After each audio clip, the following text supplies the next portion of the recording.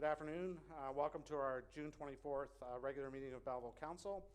The City of Belleville acknowledges we are meeting today on the traditional territory. We recognize and honor the historic relationship of Indigenous peoples to this land and acknowledge our shared obligation to respect, honor, and sustain these lands and the natural resources contained within. We recognize all First Nations, Métis, and Inuit who call Belleville their home and support the need for cultivating a strong relationship with them. We look forward to fostering a path towards reconciliation and show respect for the Indigenous peoples who first lived and currently live on the land where we now all reside together. I'll call this meeting to order. We are all present. I just want to add something to the agenda. We're going to have a deputation that's added, that the agenda be amended by adding an item deputation as 6.2, the city's 24 asset management plan report. So that'll be added after the first deputation. Disclosure of pecuniary interest, general nature thereof. Oh, moment of reflection, sorry. By Clerk Matt McDonald. May we be worthy custodians of all that has been entrusted to us. Help us to be concerned only for what will promote good government. May we bring to our council chamber minds that think and hearts that feel, always having respect for others so that we may serve the people of our city in a helpful manner and for the good of all. Please be seated. Disclosure of pecuniary interest and general nature thereof. Seeing none, I need a motion for the reading and confirmation of minutes of regular council meetings of June 10th, 24, and regular in-camera meeting minutes of June 10th, 24. Moved by Councillor Chatton, seconded by Councillor Carr. Discussion, all in favor? Carried. Start with deputation. Laurie Hubbard of KPMG will make a deputation to council. Report item 8A1 refers. Okay, thank you very much, Mr. Mayor. Good afternoon, everyone. It's my pleasure to be here to share with you the highlights of our audit for the fiscal 2023 year end. We had met with the Finance Committee a few weeks ago to walk through the highlights of our audit in detail, so I wanted to make a few high-level remarks here tonight as part of tonight's presentation, recognizing the financial statements are up for Council's approval. So in terms of our audit is complete. Our audit will stay open until Council does accept and approve the financial statements for the fiscal 2023 year end, but essentially from our perspective, we are complete. The audit did go tremendously well again this year. If you've had the opportunity to read through the financial statements, you will see there was a significant number of change from the accounting standards point of view, particularly related to asset retirement obligations and financial instruments. So the financial statements were long. They are even longer now as there are new required disclosures included in there, but certainly from our perspective, feeling quite confident that they are accurate and complete. In terms of the audit itself, we did carry out our audit this year at an overall financial statement reporting materiality of $4 million. And so what that meant is we audit from a risk-based perspective, so standing back, looking at the financial statements as a whole and trying to identify where we believe there's a greater risk of material misstatement occurring. We do have the benefit of auditing a number of municipalities, and so the municipal audits tend to look similar, save for the unique pieces that we'll see across the individual corporations. So those are really the high-level pieces I wanted to share with you.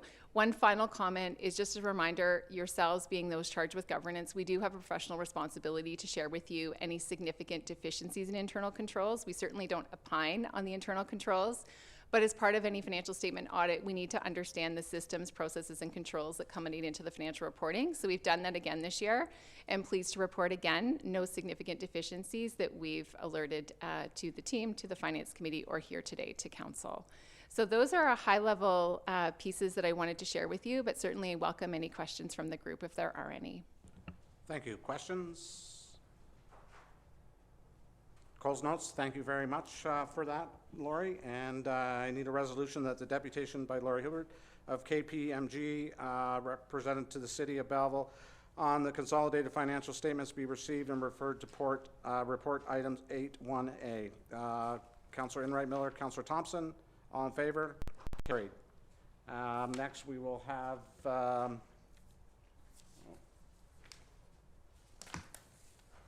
Edmund Singh is here for the asset management report.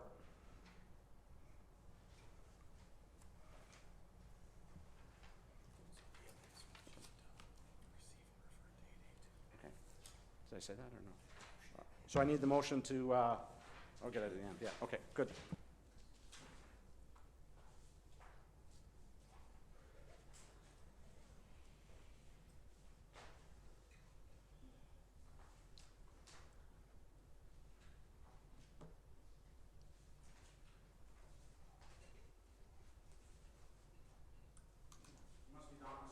I'm Donna. Here, I was at the end of my report.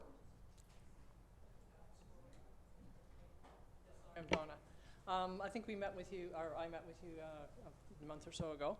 So I'm here to present the 2024 Asset Management Plan.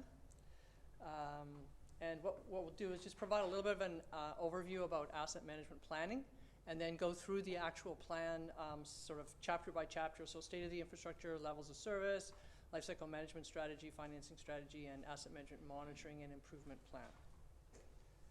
So an asset management plan is now regulated by the province, and it's basically, there are two parts to this, and I'll go through that as I go through the different sections of the plan that the province requires. So state of the infrastructure is, what do you own, what's it worth, what condition is it in? So just talking about the assets that you own. And then levels of service is looking at what performance are you expecting, so what services are you offering, and what standards are you offering those services to, or levels that you're offering that service.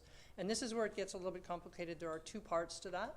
So in 2024, which is right now, you are required by the province to pass or approve an asset management plan that determines or states what your current levels of service are. So what are the current services, and what are the standards to which you're providing those? And then a year from now, you're required to provide the proposed levels of service. So what you're currently providing is basically that, and then you have the option to increase those levels of service or decrease those levels of service, and that's what the next iteration of the asset management plan is for a year from now, so 2025. So you'll see there's sort of two parts to the levels of service. So what we're presenting today is the current levels of service, and a year from now, we'll be looking at the proposed levels of service. So the next section of the plan is, now that we understand what assets you have and what levels of service you're providing, it's what are the strategies that you want to undertake to maintain those levels of service. When we look at levels of service, we look at a number of different attributes or aspects to levels of service. So the first thing is, do you have enough service? So is the road wide enough? Is the pipe big enough? Do you have enough rec centers or parks? So that's sort of the demand side of it, or the growth side of it. And then we can also look at, is it reliable over time? And that's really looking at the assets themselves and whether they're going to continue to provide the current level of service. So that's looking at what strategies. So for a road, if the road keeps getting in worse and worse condition as the weather just erodes the pavement, then there are activities that you need to undertake to ensure that it's going to be reliable over time. And then with respect to growth, you could add more lanes, you could add signals, you could add turning lanes, things like that. So these are the strategies. Once you've decided on what your performance is, whether you're performing well or not performing well, then you can decide on what strategies you want to undertake to maintain the current level of service. And then the financing strategy looks at what's it cost to deliver that level of service, and what funding's available, and are there gaps between the needs and the funding, and then what are you going to do about those gaps if there are gaps. And then the last section is looking at the monitoring and improvement plan. So looking at, first of all, how are you going to meet the requirements for 2025 and onward, in terms of maybe improving the data, maybe improving your processes, that sort of thing. So that's what the province has required you to do, and that's basically what we're going to walk you through today. So the first thing is the state of the infrastructure. So what do you own? What's it worth? What condition is it in? And this is pretty small text, but basically you have almost $3.4 billion worth of assets that you use to deliver services, and that's in 2024 dollars. And if you sort of scan down the list, some of the areas, we've got the service area and then program areas within the different service areas. So some of the big ones are roads, in terms of the value of the roads. Water and wastewater are pretty big ticket items as well. And you also own a lot of facilities to enable you to deliver the services. So this just gives you a list of the assets within each of the service areas, program areas, and the dollar value, the replacement value of those assets. So this is sort of a starting point for everything asset management. So then the next thing we look at is what condition is the asset in? And one of the things is to understand the age of the assets. It's not the be-all and end-all, but it does help.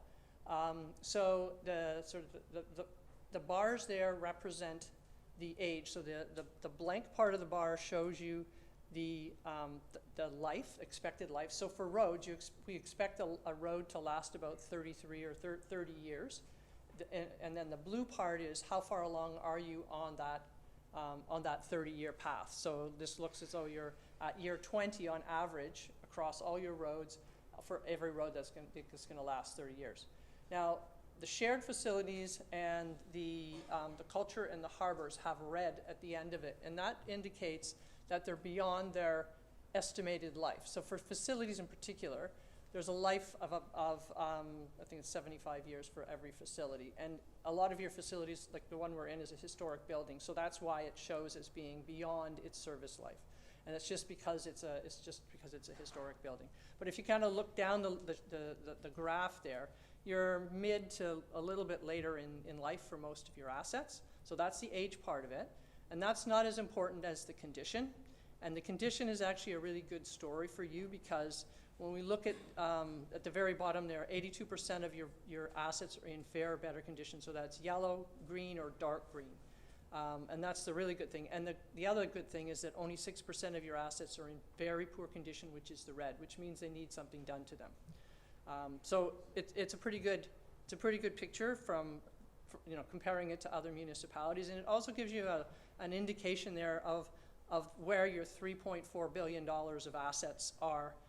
So roads is a big one, bridges and culverts is pretty significant, traffic and operations, water, wastewater, stormwater management, and then recreation again is a lot of facilities. So it just gives you a whole bunch of different things in that picture. I think we have a question on that slide. Maybe we'll get it out of the way so you don't have to come back to it. Councillor Chatton? I'm happy to do that. Thank you, through you, Chair. I'm just curious what is meant by culture. Forgive me, I'm just not Those are sure facilities. what So I can't cultural remember what they are, facilities. but there are 2 or 3 facilities that are listed under there. I don't know Under if anyone culture? knows. Yeah, under culture. That's what they are. Okay, excellent. Thank you so much. And some of them are very small, so you can't really see what's going on in them, but that's it. So the other thing that the province wants to understand is how you've assessed condition, because this it's sort of like a financial statement, and it allows you to be confident in the results that we're getting out the other end. So anything here that's in dark green is there's an industry standard inspection methodology that was used. So all roads were used. There's sort of a number of different firms in the province that they'll run their roads with the sort of technology that they are picking up cracks or picking up deformations. It's very, very detailed, and it gives you a lot of confidence that the information that we're looking at here that says your roads are in pretty good condition is pretty good. All the way down to there's some assets that we have no information on them in terms of their condition. We don't know when they were installed, and that's not uncommon if it's an asset that was installed quite a while ago. So the dark green is industry standard. The light green is staff assessed condition, which as far as we're concerned is very reliable as well. And then the next one is age-based, and age-based isn't bad for some things. Say for vehicles, it's sort of, that a vehicle only lasts so long, but for other assets, you actually want to have a condition assessment. So some things that here are a little bit, I won't say concerning, but I know you're trying to improve it, is the wastewater and stormwater management, your pipes. Currently, we're using age as a proxy for condition. I know you're undertaking some condition assessments right now, and that will improve that information incredibly, because then we'll know for sure that these pipes have cracks, or they don't have cracks, or they're in good condition. So right now, we're just using age as a proxy for condition there. You're undertaking that right now. The other thing, it's not bad. We've used staff assessment for your facilities, which from a condition perspective gives us confidence, but when you get a detailed assessment done, we'll get more information on what needs to be done. Right now we're just using age, we're just using that condition, and there may be, say, the HVAC it's been assessed as one asset, whereas once you get into the detailed inspections, you start breaking the asset down into more, smaller and smaller pieces, and we're going to get better information. But basically, this is pretty good as well. I think that a lot of the work that was done with the data in order to provide that information has been very helpful. So again, this is just, in our view, the state of the infrastructure is pretty good. There was good data, and the condition is actually quite good compared to some other municipalities. So moving along to levels of service. So what we want to understand here is what services you're providing and what level of service are you providing. So what standard of service are you providing? And the regulation for certain assets that are considered to be, or called core assets, the regulation requires you to provide that. So for bridges, there's a bridge condition index, which is regular, the province tells you how to do those. And for pavement, there's a pavement condition index. And for facilities, there would be facility condition index. Anyway, the regulation requires some assets for you actually to report that information. And the plan does that. So for levels of service, we have here the service area, the program area, and then we have 4 more columns. And those columns really are the different attributes of service that you could consider. You can break these down even further, but I talked a little bit about the capacity of a road. So you might want to widen a road. So is the road too narrow for what it's doing? So part of that could be a safety concern, but part of it could also be a volume concern. You've got congestion, and there's issues with that. So the capacity is one thing that we looked at, and function is another one. It may be that there's new regulations out that require you to make some changes or tweaks to those assets. That's really what the function column is. Then reliability and quality is about the condition of the assets generally. Once you know that you have enough capacity and you're meeting regulations, can you do that reliably over time? So that's really what the reliability column is telling us. And then the affordability is comparing the available funding for replacement of those assets or rehabilitation of those assets against the needs. So I'm just going to go through each column. So for the capacity and function, those ones are generally determined by a master plan. So you've got a master plan for your recreation, your facilities. You've got master plans for parks, master plans for water and wastewater. So those master plans were used to determine the grades for capacity and function. And then for liability and quality, the condition of the assets were used to determine what the level of service that you're currently providing is. So for roads, as an example, it was good because most of your roads are in good condition. And then the affordability is comparing the need based on the reliability level of service against the funding. And we'll get into that. That's essentially what we're going to talk about for most of the rest of the presentation is what are the needs required by each of the different asset types, and what is the funding that's available, and are there any gaps? So that's really the affordability one. So there are some very poors there, and what it really means is that there isn't enough money at this point in time to pay for over the next 10 years what your needs are. And as I say, I'll get into some of the details on that. So that's levels of service. Now the next thing that the province wants is a life cycle management strategy. So any of the assets that are not that are in very poor condition and perhaps poor condition, what is it you're going to do over the next 10 years, each of the next 10 years? So one of the concepts here that's important is risk. And there are 2 parts to risk. The first part is the consequence of failure. So what happens if your asset fails? Does it really matter? Some assets you have, it really doesn't matter not a lot, let me put it that way. Like a trash can in the park, if it gets crushed or it's not there, it's not that big a deal. It would be a sort of an insignificant consequence. Whereas some of the other assets you have, it would be catastrophic if it failed. So a bus with a whole bunch of people in it, or your, some of your sanitary pipes, that would be catastrophic. So it's really important to understand that's the numbers across the bottom. Is it for every one of your assets or every asset type, your staff and with our help, we rank them from either insignificant to catastrophic. And then the likelihood of failure is essentially what the condition is. So if there's an asset that's catastrophic, that's in great condition, we're not so concerned about that. We're concerned about the assets that are up in the top right quadrant, and that is those assets that are in that are highest risk and that are not in good condition. So those are the ones that we really, really want to focus our attention on, and those are the assets that you want to look at using these lifecycle management strategies on. So that's basically the whole concept behind risk, is using it as a filter to use your money more wisely than you otherwise might.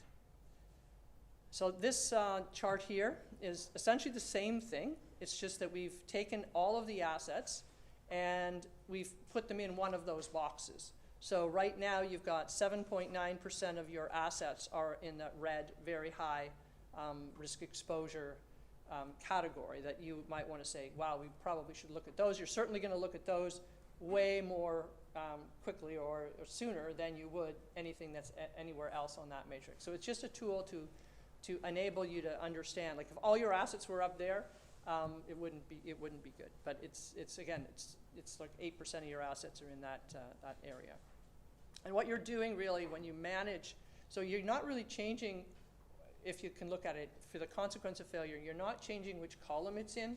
What you're doing by replacing an asset, so that $65.89 worth of assets that are in that high likelihood of failure and high consequence of failure, when you replace those assets or rehabilitate them, what you're doing is moving them down to the bottom, so that basically you're just trying to get things, push the things down in those red boxes into better condition, which is a lesser likelihood of failure. So that's risk, and this is just a listing of, by program area, the dollar value of assets that are in that red, the very high risk. So there's a lot of them that are bridges and culverts. I think there's one bridge that's not in great condition. And there's the traffic and operations, I think that's mostly vehicles. Wastewater, those are pipes. And again, what you're doing right now is you're doing a physical inspection on those pipes, or a CCTV inspection, and that will help inform that, that information. Recreation, that's facilities. Harbors, I think that's the pier. And the rest of them are pretty small numbers. So that sort of, you can just sort of, what we're trying to do is filter and try and figure out what it is that needs the attention the most. So now we're talking about the life cycle activities to maintain the current levels of service. So this graph, on the left-hand side, the lighter bars, so the axis on the left-hand side is the annual amount of money that's spent on growth. So we're talking about growth and upgrades. So this would be putting in new roads and putting in new sewers and water and increasing the size of those. So a lot of the work for growth would come from a new subdivision. So a new subdivision goes in, you need to put in new roads, you need to put in new water and new sewer. So that's really what a lot of this is. You might also need to upgrade or upsize a pumping station or something like that because of development. But development certainly drives a lot of what we're looking at here. So historically, what you've spent are the light green bars there, 20, 21, 22, 23. So you can sort of see it's certainly not been consistent. There was 2022, there was a lot of money spent. And it's a fairly low number. And I think we basically projected the future spending based on the past spending, and that's the red line. So that number is somewhere around $35 million a year that you have spent in the past and that we're forecasting that you would spend into the future. And the regulation requires us to look at the next 10 years. Now the green bars are based on the development charge background study and other growth-related studies, so master plans, that tell us what you're planning to spend over each of the next 10 years. And this is all of the assets in the city all added together. So there seems to be a bit of a spike in 2030, but on average, the number there is just over about $40 million per year. That's the dashed black line. So the gap between what your needs are, which is the dark green and the dashed line, and what the funding is, which is the red line, looks like it's around $10 million a year for each of the next 10 years. So that's the growth and upgrade part of it. Now we're going to look at the renewal part. So the monies that you've been spending on renewals over the last 4 years are shown there in the light blue. And then in the dark blue is shown what we've determined the needs to be based on the condition of the assets. Now, in the year 2024, there's a pretty significant spike, and that's what's generally referred to as the backlog. So that's the work that you should have done, and that's a reflection of the assets that are in very poor condition. So we're saying in 2024, it's unrealistic, but in 2024, you're going to do everything that you needed to do or you should have done. Everything that's up in that red corner, you're going to do it. It's not realistic, and that's why the dashed black line is the average of all of those blue lines over the next 10 years. So we're just taking that backlog and saying we're spreading it over the next 10 years. And then the red line again is the estimate of what the forecast funding would be based on the past funding that you've had. So again, the gap would be the difference between the dashed black line and the red line. Now the green line is interesting because depending on where you are in your life cycle, and I'll use an example from some bridges. I forget what city it was in, but they basically had not much going on. Their bridges were in fine condition. And then in year 11 and 12, everything fell apart. There was a huge need that came up in those 2 years. So what the green line is, the average amount that you need over the whole of life cycle of an asset. So if an asset is worth $10,000 and it has an estimated life of 10, every year you really should be considering the fact that you need $1,000, or you should be putting $1,000 into the bank. So that's what the green line is, and it's telling you that even though your current needs over the next 10 years are only about 40 million, I shouldn't say only, but are 40 million, your needs over the longer term, so you've got a much larger liability out into the future. You've got some time to understand what's happening and determine what you're going to do about it, but it's telling you that you can't just kind of say, oh, it's 40 million and that's what it's going to be over time. It's not. It's much closer to 60, probably 70 or 75 million per year. And again, the more assets you get, the more liability you're going to have in terms of replacing those assets over time. Okay, so and we just went through the same thing for levels for maintenance. And again, more assets, more maintenance. And all we're doing is taking your past operating costs and escalating them based on the expected increase in the asset portfolio. And then this just gives a summary of what we've talked about in terms of what and divides it out by program area. The asset management plan gets in much more detail. So now the financing strategy, what are you going to do about it? So the options for closing the gaps, so you can increase your revenues or you can reduce your expenditures. So increasing your revenues, increase your tax levy or your user rate or fee, depending on the asset type or service you're talking about, and looking at maximizing out the benefits of grants and other revenue sources. And reducing expenditures, looking at risk and really only focusing on those high-risk assets, and looking at how you're managing those assets and what you can do about that, potentially reducing the level of service, and for sure looking at minimizing the size of the asset portfolio. Okay? Now these tables just really show you the same thing we've talked about already. It just gives you the actual numbers, and this is maintaining your annual summary. So this is basically maintaining the current levels of service. And I'm not going to go into the detailed numbers here, but essentially the graphs showed you exactly this. There's a shortfall in maintaining your current levels of service for capacity, for renewal, and for operations and maintenance. And this just shows you the difference between the green line and the funding as well, which is larger, because it's nothing to concern yourself over the next 10 years, but you've got to start thinking down the road things aren't going to get better, they're going to get worse.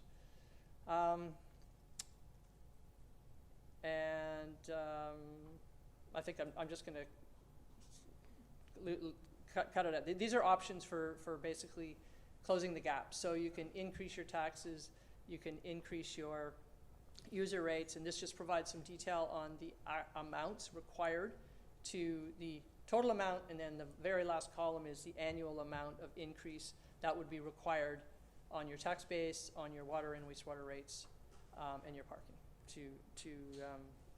to maintain this current level of service. And this is the optimal, the green line here. So how do you decide on where to put the money? Or what happens if you don't fund the assets? Basically, the overall cost to maintain or to manage those assets is going to go up. So you can just kick the can down the road for so long, but at some point, it's going to come back, and it's going to cost you more to fix it because it's going to be in worse condition as opposed to doing things over time. The assets get worse, and you're basically not using your resources effectively. There's also this concept of transgenerational inequity. So if you don't spend the money now to fix things, you're going to have to spend more money later, and that means the next generation is going to end up paying more in the end. And then you can manage the risks. I think we talked a little bit about this by looking at what the impact of risk impact is, and looking at renewal activities like rehabilitation as opposed to just replacing assets. And then in terms of a monitoring plan, continue to this is basically what should happen between now and a year from now. Continue to take a look at the drivers. So is growth still going to be the same, or is there a change? Look at the values of the valuation of the assets. Look at the asset condition, which you're doing. You're looking at sewer inspections. You're looking at building inspections. Looking at improving the actual measures you have for levels of service, and also looking at reserve funds and potentially putting money away for that sort of green line that shows you the optimum funding that's required. Looking at the capital plan, you are probably one of the few municipalities that until now didn't have a 10-year capital plan. Many others do. And you basically now have an asset management plan that enables you to have a plan ahead for 10 years. Looking at sort of blending the asset management plan with your budgeting process. And that's it. So I don't know if there are any other questions? I just want to mention that council never got a copy of this report, and under our rules, we should have received a copy of this to have it and studied it over the weekend. So I almost think we're going to have you come back, because I don't know if council has questions here today, but I believe under our bylaw that any deputation should have a presentation to council. So I do apologize to council, and I will bring this up to staff, that any deputation is stressed, that we have the report on our desk to read. So is there any questions? Councillor Carr? Thank you. And council did get an email on Friday from staff with this presentation. So I have seen it over the weekend. Yeah, and it came to all of us. Just one question on the asset renewal. So you could phase it in over 10 years, for example, and I think the number was 2.3%. Is that fixed at 2.3, or would that have to be adjusted based on inflation and rising costs? It does not, none of the numbers that we have include inflation. Okay. But one of the things to consider is the confidence in the data. So I would say that when you get the information on the sewers, that's going to be very informative, because right now it's based on age. And that will help a lot. I would expect it might go down, but I also expect that the facilities might go up. But you know, you're going to get you're going to have more confidence in the numbers that are being presented when you have more confidence in the data that it's based on. Okay. And that's coming. Okay, thank you. Any other questions? Councillor Kelly? Thank you, through you, Chair, Mayor. Thanks for the report and the presentation. So when you start using the terms user rate, fees, increased tax levy, you caught all of our attention. Once you did the report, are you surprised on any of the findings that you found where the city sits June 22nd or 23rd, 2024? No. In fact, I think you're in pretty good shape. And that the fact that your assets are in reasonably good condition is a good sign. Like a lot of people, the roads are in nowhere near as good a condition. If you have anything better than 80% of your assets in fair or better condition, you're in pretty good shape, and you're in pretty good shape. Thank you for that. Thanks. Councilor Millet? Thank you, and I thank you, Your Worship, and through you to perhaps Mr. DeCola. I think we're all a little, it's nothing new, but the wastewater, the cost to maintain our wastewater, not only the pipes but our treatment plant, has long been a matter of discussion. 65% increase, this is if we were to increase user rates to cover the required upgrades. 65% increase in wastewater user rates just to address the gap in funding at this stage. I guess either whoever can answer this question, we know that the needed upgrades to the pipes in the wastewater treatment plant are well documented. How crucial is it at this stage? And we were seeing warnings of failure, that sort of thing. And that's jarring, I think, to an awful lot of people. When we see the possibility of catastrophic failure and the costs related to that, can anybody reassure me that we're not on the precipice of a catastrophic failure? Through the chair to Councillor Millet. Part of the evaluation tools that we put in place were looking at the system's true condition assessment. All we had to work from, because there hasn't been a true assessment, was age. We are doing a mapping of the entire corporation of the City of Belleville's infrastructure for water, wastewater, and stormwater.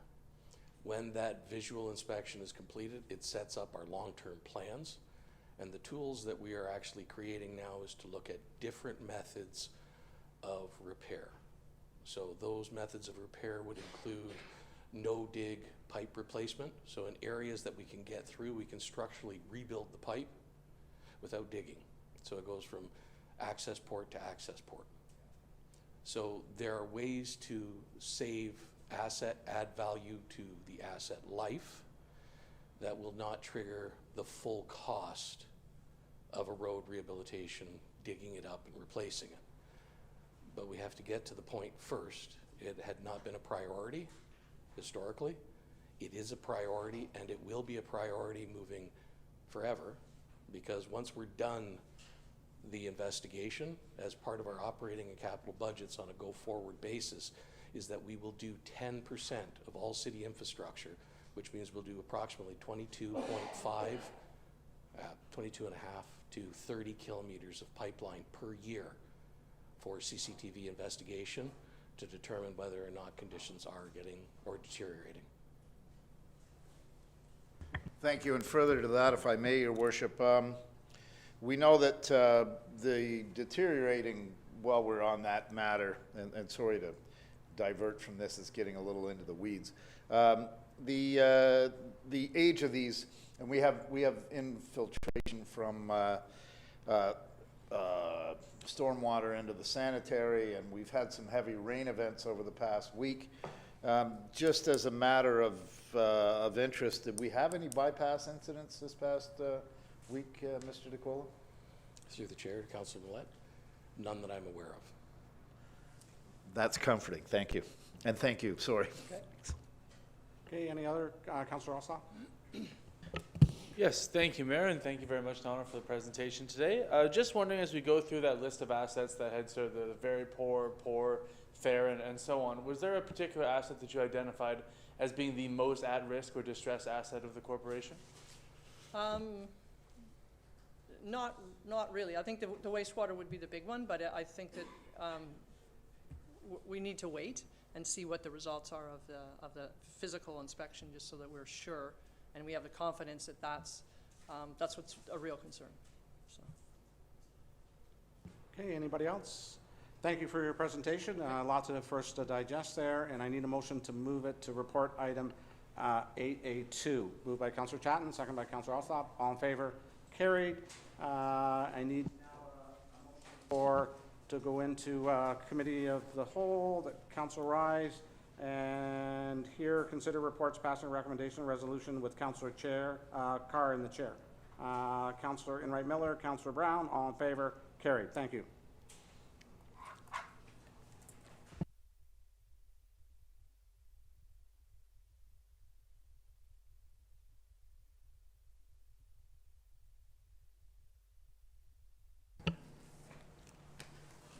So, moving to 8A, reports. The agenda shall include under reports items that warrant individual attention from council.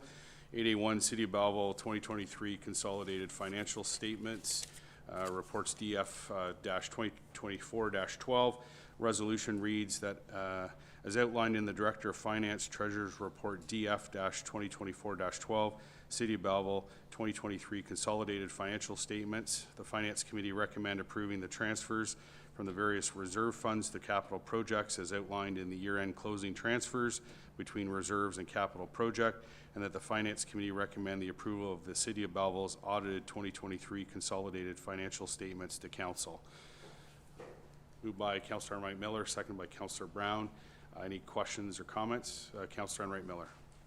Thank you, Chair, through you.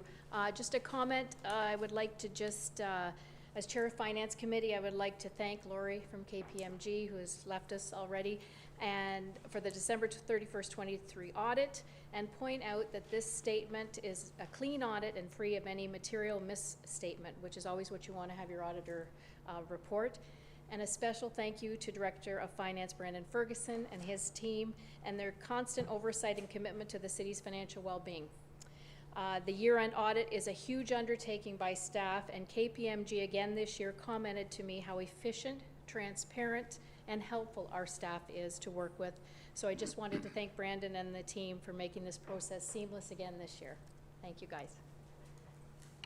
Councillor Alsop.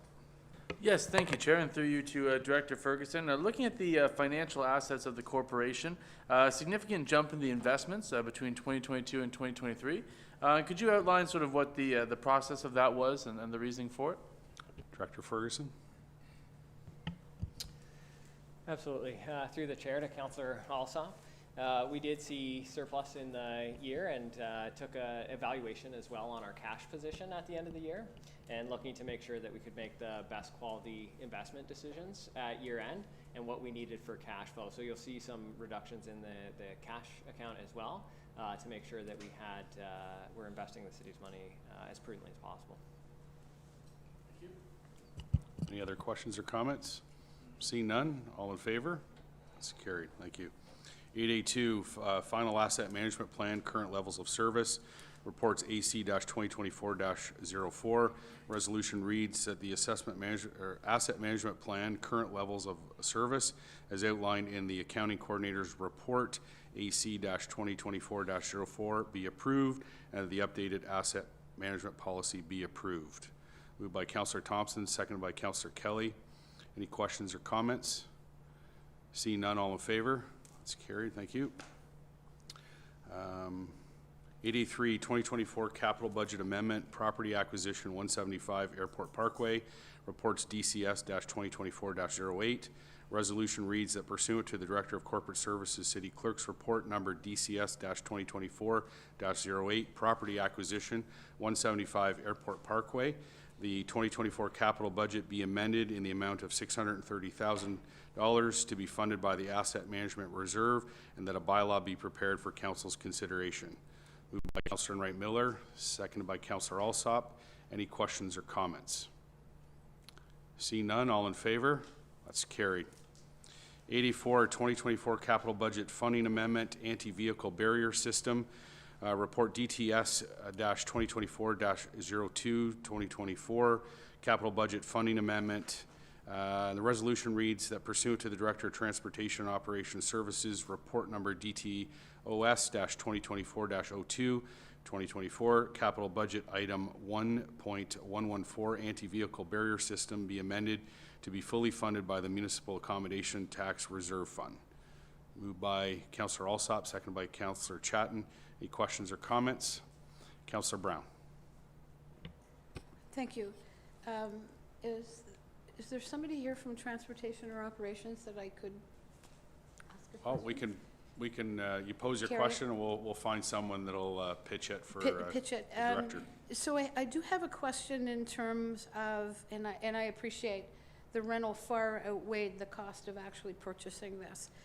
But I guess I would question why we have to go to the point of anti-vehicle barrier systems when not that far to the east of us, the city of Kingston does exactly the same thing and happens to do it with sawhorses. So I'd like to understand why we have to make an investment like this, and I'd like to understand the need, whether it's driven by our insurance provider or that type of thing. I just find it unusual that Kingston, who has huge events, can block off their roads safely for the day without having to go to a particularly high level of vehicle to be able to do it. So I'm just wondering why we are here when a neighboring city isn't anywhere close to what we're proposing. CEO Bove? Through the chair to Councillor Brown, I understand Mr. Reid was unable to be here today. Otherwise, he would have been here to answer questions on it. I think there's several factors. The device that we're talking about was utilized last year, and it's essentially a high-tech version of a sawhorse that will stop a vehicle if it happens to go through it. Really, we're talking about risk in managing it, and I know Mr. Reid and others that work with him have seen many close calls downtown. It may have a little to do with the design of our downtown and how we are typically directing a lot of traffic onto one main street as opposed to Kingston that you mentioned, where there are other options sometimes to get around that downtown that are different than ours. But it really comes down to risk in protecting the people that will be occupying what is typically a roadway when there is a special event on. We've tried the low-tech version. We've tried other versions with solid cement barriers. The challenge with doing those things is it takes a lot of staff time and effort that tie up a lot of staff for a longer period of time, both deploying whatever we put there and then getting it out of the way after the event. These devices that we're talking about here can be installed in a matter of minutes and removed just as quickly, so they do save a substantial amount of time that is otherwise tied up with a different type of device, whether it be a barricade or a vehicle that has to be placed there. Councillor Kelly. Through you, Chair, being involved with some of the activities in the downtown core, just so everybody's on the same page, it would be $65,000 to rent this season, if you will, of shutdowns, and this barrier is $105,000. I guess the question would be, if we see the savings and so many safety beneficial time just to set up, why haven't we moved on this years ago? Mr. Bove. Through the chair to Councillor Kelly, I think the reason we haven't moved on it sooner is this device that is before council today is a relatively new device, and I think staff were anxious to try and work through some of the other options to see how they worked over the last few years, certainly since the downtown reconstruction has occurred. And in the opinion of TOS staff, this is the best option for the city to go forward with. Thank you. Any other questions or comments? Seeing none, all in favor? That's carried. Thank you. 85 Residential Intensification Review Status Update, SGS-2024-13. Resolution that the Residential Intensification Review Status Update Report Number SGS-2024-13 be received. Moved by Councillor Brown, seconded by Councillor Millette. Any questions or comments? Councillor Millette. Thank you, Your Worship, Mr. Chair. I see Ms. McAdam isn't present, so I'll direct my question through you to Mr. Ashton. I see in Ms. McAdam's report that she noted that on April 2nd, the federal government announced it would be topping up its Housing Accelerator Fund with an additional $400 million. I understand we missed out the last time around on the, was that housing, I believe it was the Housing Accelerator Fund last time around. My question is quite simply, I fully understand and appreciate the fact that we are opening this to a public consultation process and a public information center and that sort of thing. Can we meet the federal deadlines? I'm concerned that if there's any further delay, I'd hate for us to be able to miss out on this this funding stream. Director Ashton? So through the chair, these were references to funding programs that have been announced. Some of these funding programs also involve programs with provinces, and the provinces also have to commit to what the federal government wants before these programs are executed. So far, we haven't received details of when these applications will come into play. I think we are situated so that there's about 3 components of this study that at the core of what we're going to do to bring forward for proposed recommendations for council. So at any point in time, we could bring any one part of this proposed solution forward if we had to expedite it. However, I still think we've heard from the public, and the public have expressed, they'd like the opportunity to provide comment. So I think over the summer, we're going to come up with a very solid plan that addresses intensification holistically. And then we are going to have a public information center in September so we can bring forward final recommendations, but we can pivot if necessary. Again, don't know when that program is, those programs are going to be announced. We are monitoring it.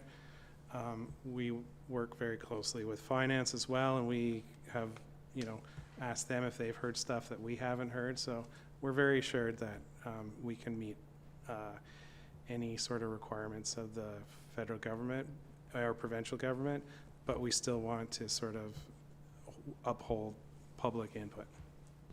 Thank you very much, Mr. Ashton. And one further, if I may, Mr. Chair, as well, there was the bugaboo about the 3 ADUs being the absolute limit, I believe, that the Ford government was willing. Has there been any indication that you may have heard that they're willing to be a little more flexible? I know the feds are interested in seeing 4 per property. Is this the same? So, okay, so I think, yeah, so you're referring to is the federal government wants 3 ADUs plus the main living, and the province right now has 2 ADUs plus the main living. We haven't heard any further.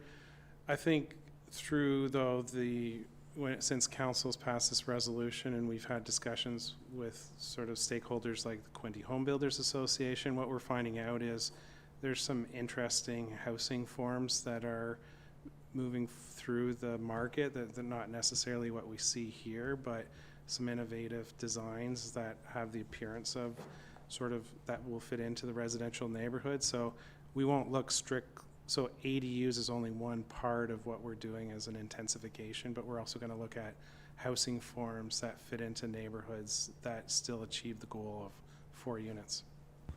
Thank you, and I think anything we can do to be flexible enough in that regard would certainly help our housing situation. Thank you. Any other questions or comments? Seeing none, all in favor? That's carried. 8A6 Rotary Love Kids Party in the Square event, RBS-2024-02. Resolution is that pursuant to the Rental and Booking Supervisors Report, RBS-2024-02, City Council declares this a significant this a municipality significant event in order to assist in the Rotary Club of Belleville in its application for a special occasion permit for the sale and/or service of alcoholic beverages in connection with the July 26, 2024 Party in the Square portion of their Rotary Love Kids event. Moved by Councillor Alsop, seconded by Councillor Kelly. Any questions or comments? Seeing none, all in favor? That's carried. Thank you. 8A7, agreement between Hastings County Housing Programs Branch and the Corporation of the City of Belleville, RPS-2024-01. Resolution is that a bylaw to approve and authorize an agreement dated 24th of June 2024 with the County of Hastings Housing Programs Branch for annual summer recreational programs at various social housing locations be prepared for Council's consideration. Moved by Councillor Brown, seconded by Councillor Thompson. Any questions or comments? Seeing none, all in favor? That's carried.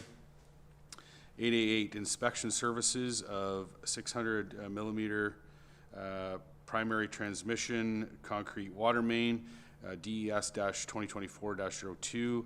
And the resolution reads that in accordance with section 30.3, sole and single sourcing approval and reporting of the city's purchasing bylaw number 23-183, the proposal from Pure Technologies Limited for in-service CPP inspection, leak detection, and valve condition assessment services be accepted in the amount of $852,740 plus $110,856.20 HST for a total amount of $963,596.20, and that the mayor and the city clerk be authorized to sign the acceptance agreement on behalf of the Corporation of the City of Belleville, and that the city clerk be authorized to affix the corporate seal.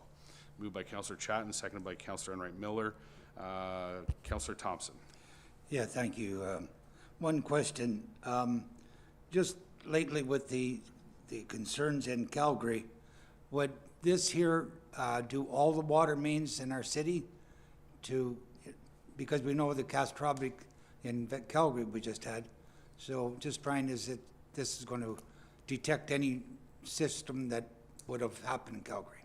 Director DeCola. Through the chair to Councillor Thompson.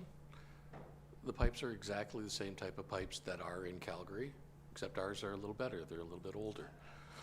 So we'll be doing 5 kilometers of the primary transmission main down Sydney Street, College Street, towards Olive Street to do a full inline live inspection. So the system will be fully operational. We do not have to take it out of service to do this, hence the price and the proprietary systems. But we'll have a full assessment which will actually feed much better detail into the asset management program, because we'll know things like thickness, wall thicknesses, valve condition, band strength, band condition, whether there's broken bands, air gaps, risers. We'll be able to determine. It's a heck of a piece of information. I think that's important, especially with what happened in Calgary, and we certainly don't think it can happen here, but better to have it be sure. Thank you. We were ahead of the game on this one. It just came out after. Any other questions or comments? See none, all in favor? That's carried. Thank you.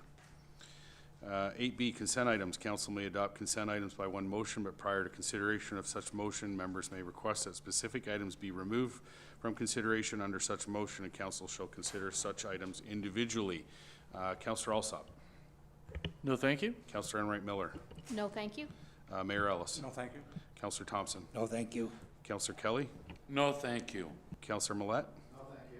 Councillor Chatton. No, thank you, Chair. Councillor Brown. No, thank you. Okay, then get a resolution of the consent items be approved. Councillor Chatton and Councillor Kelly, all in favor? That's carried. Thank you. Moving on to 8C, council information items. Council may adopt consent items by information items by prior to consideration of such motion. Members may request specific items be removed from consideration under such motions, and council shall consider them individually. I'll go the other way this time. Councillor Brown. 8C 1, sorry, B, please. 8C 1B. Councillor Chatton. No, thank you, Chair. Councillor Millette. No, thank you. Councillor Kelly. 8C1A. 8C1A. Councillor Thompson. No, thank you.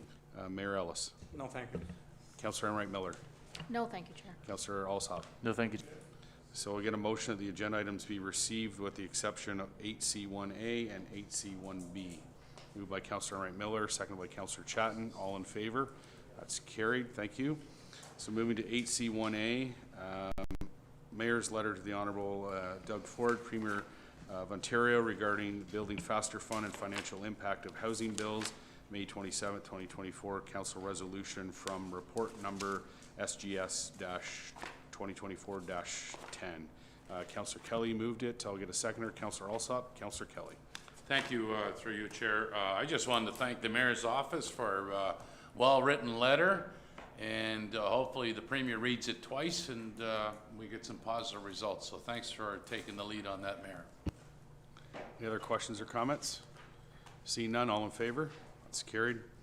8C1B, Building Section Month-End Report, May 2024. Councillor Brown, and can I get a seconder, please? Councillor Chatton. Councillor Brown. Thank you, Chair. In relation to the month-end report, it was reported by the media over the weekend that big city mayors are now putting pressure on the ministry regarding how we account for the number of houses. I just wondered if we had any further information in terms of progress about whether or not how the housing starts are being counted. Do you foresee any changes coming to that? Director Ashton. That's a good question. I believe there's a call or meeting for staff with the ministry, staff from different municipalities.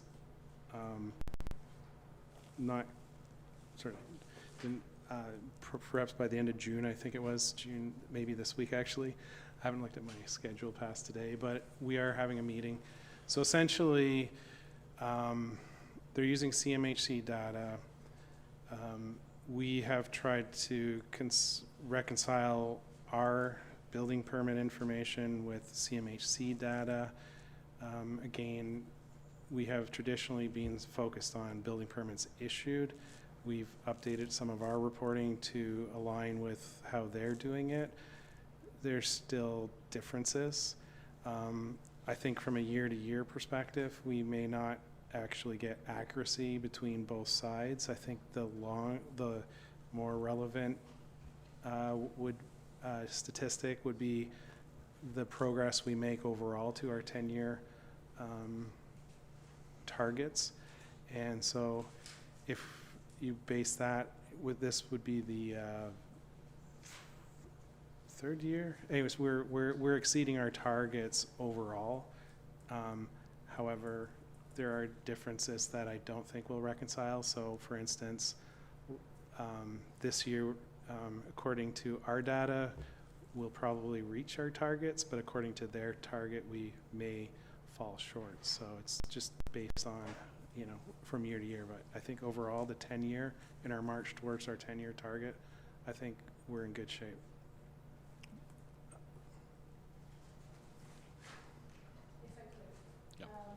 Just want to activate your microphone there. My apologies. I thought I turned it on. That's okay. So the indication is that it is now getting pressure from the big city mayors. Do you feel that that will be of benefit to smaller urban and municipalities? I think the Ontario government adopted the CMHC to report to them without sort of letting CMHC know that that's what they were doing. For instance, but I think some of the things that are issues within bigger municipalities we wouldn't consider, such as 5 or 6 story garages that are built underground. So, typically, when there's a foundation sort of complete, that would count as a start.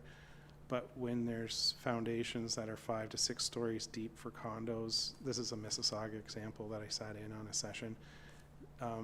they're going, well, when do you count our foundation? Because the foundations themselves take 2 to 3 years to build with the parking garages. So there's probably slightly different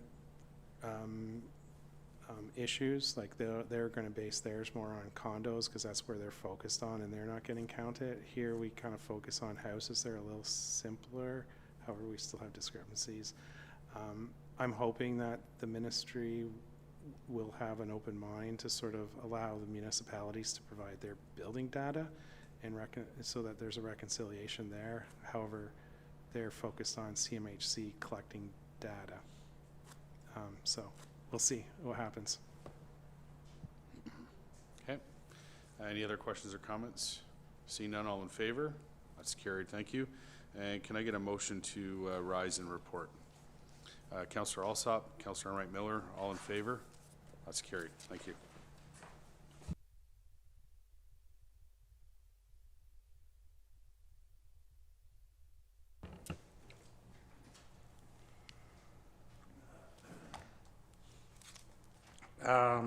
Reading of bylaws now. First reading of bylaws 2024, 128, 129, 130, 131, 132, 133. Moved by Councillor Alsop, seconded by Councillor Enright Miller. All in favor? Carried. Second reading and discussion, bylaw 2024, 128, 129, 130, 131, 132, 133. Moved by Councillor Chatton, Councillor Thompson. Discussion. All in favor? Carried. Third and final reading of bylaws 2024, 128, 129, 130, 131, 132, and 133. Moved by Councillor Alsop, seconded by Councillor Enright Miller. All in favor? Carried. New business. I have some here. I need a mover and a seconder for that bylaw number 2024-135, a bylaw to approve and authorize the execution of a medical service agreement between the Corporation of the City of Belleville and Dr. Kimberly Mitchell, be read a first, second, and third time, and finally passed this 24th day of June 24. Councillor Enright Miller, Councillor Brown, all in favor? Carried. I think that's number 8 in the last little while. So congratulations to fishing recruiter Karen Post and council for supporting her. Announcements or notice of motions? Motions, announcements. Councillor Enright Miller. Thank you, Your Worship. I just have a proclamation. I would like to proclaim June to be National Deafblind Awareness Month. Deafblindness is a unique disability that incorporates the loss of both sight and hearing. Individuals who are deafblind can live full, meaningful lives as independently as possible with the right supports in place, such as intervener services. National Deafblind Awareness Committee support community partners and individuals who are deafblind to increase their independence and improve their quality of life through specialized services. To recognize and celebrate the contributions that individuals who are deafblind make in their communities, the Belleville sign, Bridge Street Bridge, and Fire Station Number 1, Memorial Garden, will be lit blue June 24th to the 30th. Thank you. Thank you, Councillor Enright Miller. Councillor Brown. Thank you, Your Worship. And an announcement first and then a proclamation, if I may.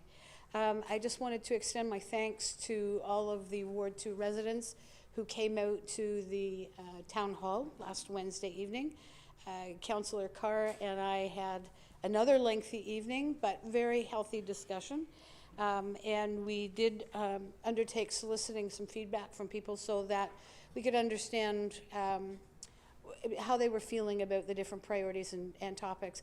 We discussed about 4 or 5 different things, some of them at length, certainly the 2025 budget, and the feedback related to taxation on the fire master plan.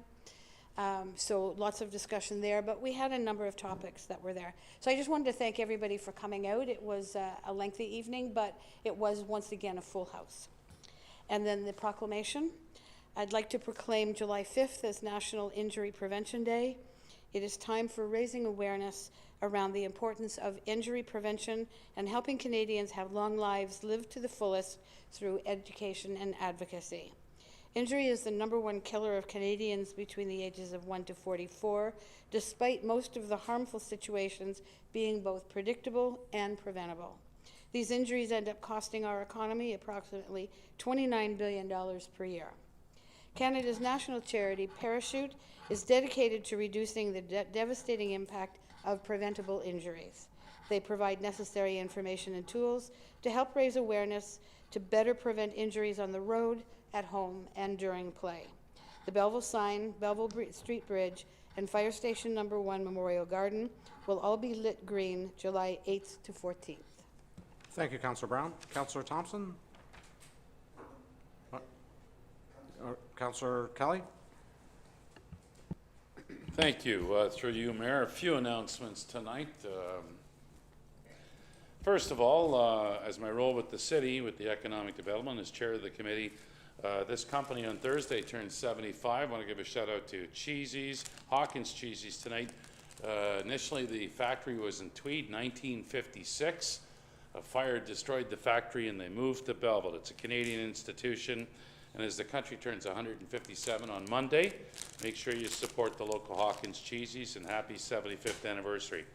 Also, too, tomorrow I'll be representing the mayor's office at Loyola Celebrations of Learning, adult learners. It's a fascinating school in the city.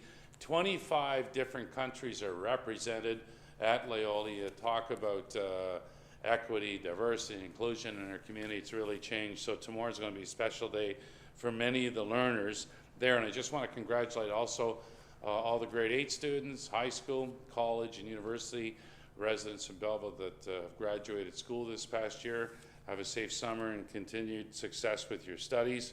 And finally tonight, it is so good to see our Councillor Garnet Thompson back with us. I know you've had some health challenges over the last couple of months. We've missed you, but it's so good to have you back. So good to see you, Garnet. Thank you. Okay, anybody else? Councillor Thompson? Thank you, Your Worship. I wish I hadn't started off like that. Because, anyways, it's great to be back, folks. I really have missed council. Last week, 2 weeks ago, it was very touching when everybody waved to me. I was sitting at home and watching. I miss being here. And excuse my voice, my hearing is a bit, both of them are gone a little bit. But I want to thank everybody for the flowers, for the cards, for the visit, from the staff, from council. It's very touching when you get that kind of response from different people when you're in the hospital. My wife told me to make sure that I cared and told them how much I cared about everybody here. It's I've been here a long time, and to get that kind of response shows you the camaraderie together, that we all work together to make sure everybody is looking after everybody. I want to thank the hospital. We talk about healthcare not being good. I'll tell you, I spent 2 weeks in the hospital, 8 days in ICU. I couldn't ask for better care by anybody, whether it be a doctor, a nurse, a PSW, a cleaning lady, or a cleaning man. It was absolutely fabulous. And nobody ever complained to me about the food in the hospital, because it was wonderful. Matter of fact, I lost some weight and got on a better diet, so it was, but everybody says the food's terrible. I couldn't wait for the next meal to come soon. But I want to tell the people, I am on a restricted schedule for the next 6 or 8 weeks, so I may not be out to events like I have, but I appreciate the events that I've gone in the past. I promise, with good health, I'll be back out there with the public. And today was my first one with EMS at Sterling. I was only supposed to do 1 bed a day, but I stretched it. Don't tell my kids, and don't tell my doctor. But again, thank you, Your Worship, for giving me this time. It's been great, and I thank you very much for everybody does. Thank you.